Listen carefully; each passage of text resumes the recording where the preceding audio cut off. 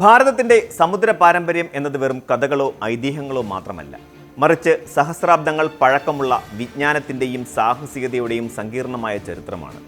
ആധുനിക കപ്പലുകൾ സമുദ്രം കീഴടക്കുന്നതിന് എത്രയോ നൂറ്റാണ്ടുകൾക്ക് മുമ്പ് ആണികൾ പോലും ഉപയോഗിക്കാതെ തടികൾ തുന്നിച്ചേർത്ത് കടൽ താണ്ടിയ പൂർവികർ നമുക്കുണ്ടായിരുന്നു.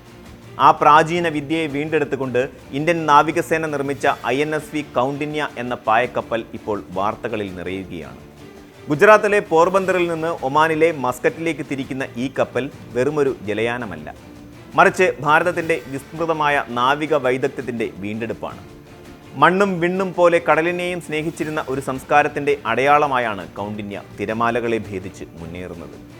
ഈ പദ്ധതിയുടെ പ്രാധാന്യം മനസ്സിലാക്കണമെങ്കിൽ നൂറ്റാണ്ടുകൾക്ക് പിന്നിലേക്ക് സഞ്ചരിക്കേണ്ടതുണ്ട്. പണ്ടുകാലത്ത് ഇന്ത്യൻ നാവികർ പശ്ചിമേഷ്യയിലേക്കും ആഫ്രിക്കയിലേക്കും തെക്ക് കിഴക്കൻ ഏഷ്യയിലേക്കും സഞ്ചരിച്ചിരുന്നത് ഇത്തരം തുന്നിച്ചേർത്ത കപ്പലുകളിലായിരുന്നു. ലോഹങ്ങളുടെ ഉപയോഗം പരിമിതമായിരുന്ന അക്കാലത്ത് കപ്പലിൻ്റെ പലകകൾ തമ്മിൽ ബന്ധിപ്പിക്കാൻ കയറുകളും പ്രകൃതിദത്തമായ പശയുമാണ് ഉപയോഗിച്ചിരുന്നത്. ആധുനിക സാങ്കേതിക വിദ്യയുടെ അതിപ്രസരത്തിൽ അന്യം നിന്നുപോയ ഈ വിദ്യയെ തിരിച്ചു കൊണ്ടുവരിക എന്ന ലക്ഷ്യത്തോടെ സാംസ്കാരിക മന്ത്രാലയം, ഇന്ത്യൻ നാവികസേന, ഹോഡി ഇന്നൊവേഷൻസ് എന്നിവർ സംയുക്തമായാണ് ഈ ദൗത്യം ഏറ്റെടുത്തത്. ഇന്ത്യയുടെ തദ്ദേശീയമായ അറിവുകളെ ആദരിക്കാനും അവയെ ലോകത്തിന് മുന്നിൽ പ്രദർശിപ്പിക്കാനുമുള്ള ഏറ്റവും മികച്ച മാർഗമാണിത്. INSV കൗണ്ടിന്യയുടെ നിർമ്മാണം തികച്ചും വിസ്മയകരമായ ഒരു പ്രക്രിയയായിരുന്നു. 5-ാം നൂറ്റാണ്ടിലെ അജന്ത ഗുഹകളിലെ ചുവർച്ചിത്രങ്ങളിൽ കാണപ്പെടുന്ന കപ്പലുകളുടെ രൂപരേഖയിൽ നിന്നാണ് ഇതിൻ്റെ മാതൃക സ്വീകരിച്ചിരിക്കുന്നത്. നൂറ്റാണ്ടുകൾക്ക് മുമ്പ് നിലനിന്നിരുന്ന ഒരു കപ്പലിൻ്റെ ബ്ലൂ പ്രിൻ്റുകളോ നിർമ്മാണ രേഖകളോ ഇന്ന് ലഭ്യമല്ല. അതുകൊണ്ട് തന്നെ വെറും ചിത്രങ്ങളുടെയും ശില്പങ്ങളുടെയും അടിസ്ഥാനമാക്കി ഒരു കപ്പൽ രൂപകൽപ്പന ചെയ്യുക എന്നത് നാവിക വാസ്തുശില്പികൾക്കും പുരാവസ്തു ഗവേഷകർക്കും വലിയ വെല്ലുവിളിയായിരുന്നു. ഈ വെല്ലുവിളി ഏറ്റെടുത്തുകൊണ്ട് കേരളത്തിൽ നിന്നുള്ള വിദഗ്ധരായ കപ്പൽ നിർമ്മാണ തൊഴിലാളികൾ ബാബു ശങ്കരൻ എന്ന മാസ്റ്റർ ഷിപ്പ്റൈറ്റിൻ്റെ നേതൃത്വത്തിൽ ഇതിനായി മുന്നിട്ടിറങ്ങി. കേരളത്തിൻ്റെ തനതായ കപ്പൽ നിർമ്മാണ വൈദഗ്ധ്യം ഈ അന്താരാഷ്ട്ര ദൗത്യത്തിൽ നിർണായകമാവുകയായിരുന്നു.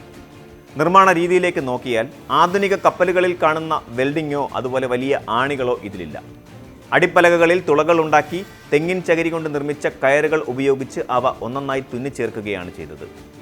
ഈ തുന്നലുകൾക്ക് ബലം നൽകാനും വെള്ളം അകത്തേക്ക് കയറുന്നത് തടയാനും പ്രകൃതിദത്തമായ റെസിനുകൾ ഉപയോഗിച്ചു. മാസങ്ങളോളം നീണ്ട കഠിനാധ്വാനത്തിലൂടെയാണ് ഈ വിദ്യ പൂർത്തിയാക്കിയത്. സാധാരണമായി കപ്പലുകൾക്ക് വഴക്കവും ദൃഢതയും ഒരേപോലെ നൽകാൻ ഈ തുന്നൽ രീതി സഹായിക്കും. തിരമാലകളുടെ ആഘാതമേൽക്കുമ്പോൾ ലോഹ കപ്പലുകളെ പോലെ പൊട്ടിപ്പോകാതെ സമുദ്രത്തിൻ്റെ താളത്തിനൊത്ത് വഴങ്ങാൻ ഈ കപ്പലുകൾക്ക് സാധിക്കും എന്നത് ഇതിൻ്റെ പ്രത്യേകതയാണ്.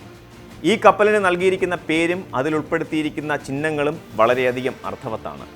കടൽ കടന്ന് തെക്ക് കിഴക്കൻ ഏഷ്യയിലേക്ക് ഇന്ത്യൻ സംസ്കാരത്തെയും വ്യാപാരത്തെയും എത്തിച്ച പ്രശസ്തനായ നാവികനായ കൗണ്ടിന്യൻ്റെ പേരാണ് കപ്പലിന് നൽകിയിരിക്കുന്നത്. കപ്പലിൻ്റെ പായകളിൽ ഗണ്ഡഭേരുണ്ടത്തിൻ്റെയും അതുപോലെ സൂര്യൻ്റെയും രൂപങ്ങൾ ആലേഖനം ചെയ്തിരിക്കുന്നു. മുൻഭാഗത്ത് സിംഹിയാളിയുടെ ശില്പവും ഡെക്കിൽ ഹാരപ്പൻ ശൈലിയിലുള്ള ശിലാ നങ്കൂരവും സ്ഥാപിച്ചിട്ടുണ്ട്. ഇവയെല്ലാം ഭാരതത്തിൻ്റെ വിവിധ കാലഘട്ടങ്ങളിലെ സാംസ്കാരിക പാരമ്പര്യത്തെയും നാവിക ചരിത്രത്തെയും അതുപോലെ പ്രതിനിധീകരിക്കുന്നവയാണ്. പ്രാചീന കാലത്തെ വിദേശ വ്യാപാരത്തിൻ്റെ പ്രൗഢി വിളിച്ചോതുന്ന ഒരു സഞ്ചരിക്കുന്ന മ്യൂസിയം തന്നെയാണ് കൗണ്ടിന്യ. ഈ ചരിത്രയാത്രയുടെ രാഷ്ട്രീയവും അതുപോലെ സാമ്പത്തികവുമായ മാനങ്ങളും വളരെ വലുതാണ്. പഴയ സമുദ്രപാതകളിലൂടെയുള്ള ഈ സഞ്ചാരം ഒമാനുമായുള്ള ഇന്ത്യയുടെ ദീർഘകാല സുഹൃത്ത് ബന്ധത്തെ കൂടുതൽ ഉറപ്പിക്കും. പണ്ട് നമ്മുടെ പത്തേമാരികൾ മസ്കറ്റിലേക്കും അവിടുത്തെ ഉരുക്കൾ കേരളത്തിലേക്കും നടത്തിയിരുന്ന യാത്രകളുടെ പുനരാവിഷ്കാരമാണിത്. ആഗോളതലത്തിൽ ഇന്ത്യൻ സമുദ്രമേഖലയിലെ ഇന്ത്യയുടെ സ്വാധീനം ഉറപ്പിക്കാനും പ്രാദേശികമായ തദ്ദേശീയ അറിവുകളെ ശാസ്ത്രീയമായി അംഗീകരിക്കാനും ഈ ദൗത്യം സഹായിക്കും.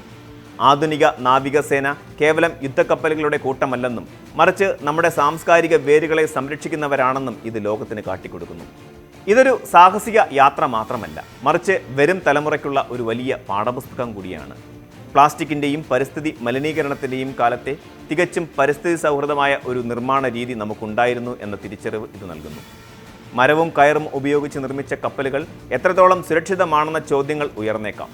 എന്നാൽ ആധുനിക എഞ്ചിനീയറിംഗ് മാനദണ്ഡങ്ങളും ഹൈഡ്രോ ഡൈനാമിക് പരിശോധനകളും പൂർത്തിയാക്കിയ ശേഷമാണ് ഇന്ത്യൻ നാവികസേന ഈ കപ്പലിനെ കടലിലിറക്കിയത്. നമ്മുടെ പൂർവികർക്ക് അറിഞ്ഞിരുന്ന ശാസ്ത്രം എത്രമാത്രം കൃത്യതയുള്ളതായിരുന്നു എന്ന് തെളിയിക്കാനുള്ള അവസരം കൂടിയാണിത്.